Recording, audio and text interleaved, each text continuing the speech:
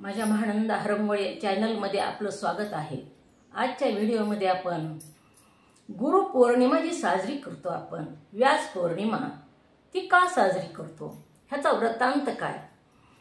प्रत्येक सण साजरा करतो तर त्याच्यामागे काही ना काही इतिहास असतो, ते आपल्याला माहीत नसतो। तसंच या गुरुपौर्णिमेचा सुद्धा इतिहास आहे। ही व्यास पौर्णिमा म्हणतात ह्या गुरुपौर्णिमेला। ही वेदव्यासाच्या नावाने साजरी केली जाते। ही वेदव्यासाचा जन्म कसा झाला त्याचा वृत्तांत आपण आज बघणार आहोत। उपरिचर नावाचा एक राजा होता। त्याने इंद्राचं तपसाधना केली, तपश्चर्या करून इंद्राला प्रसन्न करून घेतलं। इंद्राने प्रसन्न होऊन त्याला पांढरं शुभ्र असे एक विमान दिलं। अतिशय सुंदर असं विमान दिलेलं आहे। तो उपरिचर राजा त्या विमानात बसून आकाशामध्ये भ्रमण करायचा। आपल्या गिरिका नावाच्या पत्नीला घेऊन तो नेहमी आकाशामध्ये भ्रमण करायचा। एक वेळेस ही गिरिका जी होती ती रजस्वाला होती, म्हणून त्यानं तिला घरीच ठेवलं आणि आपण एकटाच आकाशामध्ये भ्रमण करू लागला। हा सारखा आकाशामध्ये भ्रमण करत होता, म्हणूनच ह्याला उपरिचर असं नाव दिलेलं होतं, त्याचं नाव पडलेलं होतं। हा राजा एकदा भ्रमण करत करत यमुना तीरावर उतरला। यमुना तीरावर स्नान करायचं होतं। तिथं शांत पाणी सुंदर असं वाहिलेलं त्यानं बघितलं आणि स्नान करू लागला। आणि त्याला आपली पत्नी गिरिका हिची आठवण झाली आणि त्याचं वीर्य त्या यमुनेच्या पाण्यामध्ये पडलं। ते वीर्य एका मासुळीनं गिळलं। ती मासुळी एका कोळ्यानं पकडली, जाळं टाकून पकडली। ती मासुळी कापली असताना त्या मासुळीच्या पोटामधून दोन जुळे अर्भक मनुष्य सारखे जन्माला आले। एक मुलगा आणि एक मुलगी, असे दोन बाळ जन्माला आले त्या मासुळीच्या पोटामधून। त्या कोळ्याला आश्चर्य वाटू लागलं, मासुळीच्या पोटामध्ये मनुष्याचं बाळ कसं जन्माला येऊ शकतं। हीच वार्ता त्यांना तिथल्या त्या उपरिचर राजाकडे जाऊन सांगितलेली आहे। उपरिचर राजाला ते दोन्हीही बाळ दाखवले, तेव्हा उपरिचर राजानं मुलगा ठेवून घेतला आणि मुलीला मात्र त्या कोळ्याला सांगितलं, तू तुझी मुलगी म्हणून ही मुलगी सांभाळ कर। ही मुलगी त्या कोळ्याकडे दिली। त्या कोळ्यानंही आनंदानं स्वतःची मुलगी असं समजून तिला वाढवू लागला। ही मुलगी जी होती ती माशाच्या पोटामधून हिचा जन्म झाल्यामुळं हिच्या अंगाची माशासारखी दुर्गंधी येत होती। ही मुलगी मोठी झाली। एक वेळेस त्याच यमुना तीरावर पराशर ऋषी आले। त्यांना यमुना पार करायची होती, म्हणून त्या कोळ्याला पराशर ऋषी म्हणू लागले, मला तुझ्या नौकेमधून यमुना पार करायची आहे, घेऊन चल। तेव्हा दुपारचा टाइम होता, कोळी जेवण करत होता, प्रसाद घेत होता। तेव्हा त्यानं त्याची जी मुलगी ही मत्स्यगंधा, माशासारखा वास येत असणाऱ्या, अंगाचा वास येत असणारी ती मुलगी, तिचं नाव मत्स्यगंधा असं ठेवलेलं होतं। आणि त्या मुलीला सांगितलं, तू छोटी नाव काढ आणि ह्यांना एकटेच हे आहेत, ह्यांना पहिलं तीरावर नेऊन सोड। तिनं ही नाव काढली आणि ह्या पराशर ऋषींना पहिलं तीरावर नेऊन सोडू लागली। नाव वल्लवत ती पहिलं तीरावर नेऊन सोडत असताना पराशर ऋषींना ती आवडलेली आहे, ती मत्स्यगंधा ती आवडली आणि तिच्यावरती अनुरक्त झाले। पराशर ऋषींनी आपलं मनोरथ तिला म्हणूनही सांगितलं, बोलून दाखवलं।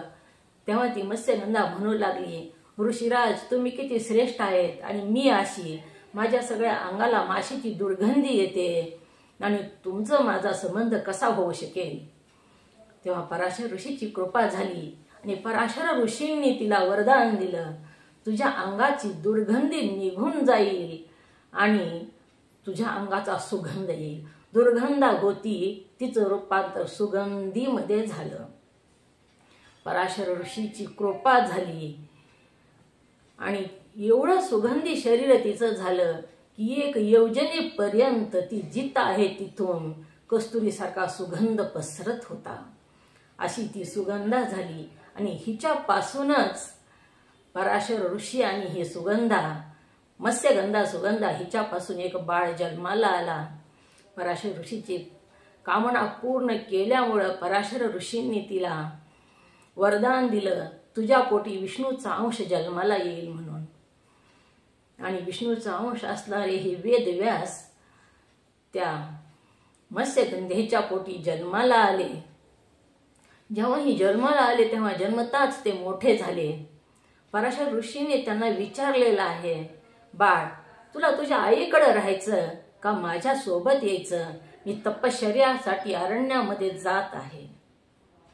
तेव्हा वेदव्यासांना वाटलं, आईकडे जर राहिलं तर नौका चालवावी लागेल आणि वडिलाकडे जर गेलं तर आपल्याला ज्ञानाची प्राप्ती होईल. म्हणून व्यासाने वडिलांकडे जाण्याचं, पराशर ऋषी बरोबर जाण्याचं निश्चित केलं. तेव्हा आई रडू लागली. तेव्हा व्यासाने सांगितलं, आई ज्या वेळेस तू माझी आठवण काढशील त्याच क्षणाला मी प्रगट होईल. तू दुःख मानू नकोस. कोणत्याही वेळी तुला माझी आठवण जर झाली तर तू तात्काळ मला बोलावून घेऊ शकतेस. असं आईला सांगून आईचा निरोप घेऊन हे व्यास आपल्या वडिलाबरोबर पराशर ऋषी बरोबर तपश्चर्याला गेले. ह्यांनी मध्येश्वर लिंगाची स्थापना केली, पार्थिव लिंग स्थापन केलं आणि तपश्चर्या केली, ज्ञान प्राप्त करून घेतलं. या पराशर ऋषींनी एवढं ज्ञान प्राप्त करून घेतलं तप करून की ह्यांनी एका वेदाचे 4 वेदाचं रूपांतर केलं. जे ईश्वराच्या श्वासापासून वेदाची निर्मिती झालेली होती. ज्या वेळेस स्तंभ प्रगट झाला, शिव परमात्म्याचा ज्योतिस्तंभ प्रगट झाला आणि डमरू वाजवला, त्या डमरूच्या बाहेर जे ध्वनी निघाल्या त्याच्यामधून अक्षर निघाले आहेत, हे 52 अक्षर. आणि तेच विष्णूला लक्षात आले ते अक्षर आणि विष्णूने एका वेदाची निर्मिती केली. आणि ह्या व्यासांनी एका वेदाचे 4 विषय बाजूला काढून 4 वेद निर्माण केलेले आहेत. अशा प्रकारे आणि जेव्हा हे वेद निर्माण केले तेव्हाच त्यांना वेद व्यास असं म्हणू लागले. व्यासाने 18 पुराणाची निर्मिती केली आणि हे सर्व पूर्ण जे झालं त्यांचं लिखाण, तो दिवस गुरुपौर्णिमेचा म्हणजे आषाढी पौर्णिमेचा होता. त्या दिवशी हे सगळं प्रगट झालं, सगळं सांगितलं गेलं. आणि त्याच दिवसापासून आपण जे कीर्तन करतो, ज्या गादीवर उभा राहून, त्या गादीला व्यास गादी म्हणतो. ज्या गादीवर बसून प्रवचन करतो त्याला सुद्धा व्यास गादीच म्हणतो. सत्संग करताना सुद्धा ज्याच्यावर बसून आपण सत्संग करतो ते व्यास गादी असं म्हटलेलं आहे. सद्गुरू सुद्धा ज्या गादीवर बसलेले आहेत त्याला सुद्धा व्यास गादी म्हणतात. अशा प्रकारे आणि ही गुरु पौर्णिमा, व्यास पौर्णिमा आपण साजरी करतो. ज्ञान हे जगाला मिळालं, प्रगट झालं, तो दिवस म्हणजे आषाढी पौर्णिमा, गुरु पौर्णिमा. हा दिवस प्रखर आहे. ह्या दिवशी गुरुतत्व 100% भूमीवर असतं आणि ह्या दिवशी गुरुची केलेली साधना फलद्रूप असते. म्हणून ह्या दिवशी आपण सगळे मिळून आपल्या आपल्या गुरुकडे जाऊन गुरुपौर्णिमा साजरी करतो. असा हा गुरुपौर्णिमेचा वृत्तांत ग्रंथामध्ये सांगितलेला आहे, तोच मी तुमच्या पुढे मांडला. माहिती कशी वाटली कमेंट बॉक्समध्ये लिहून पाठवा.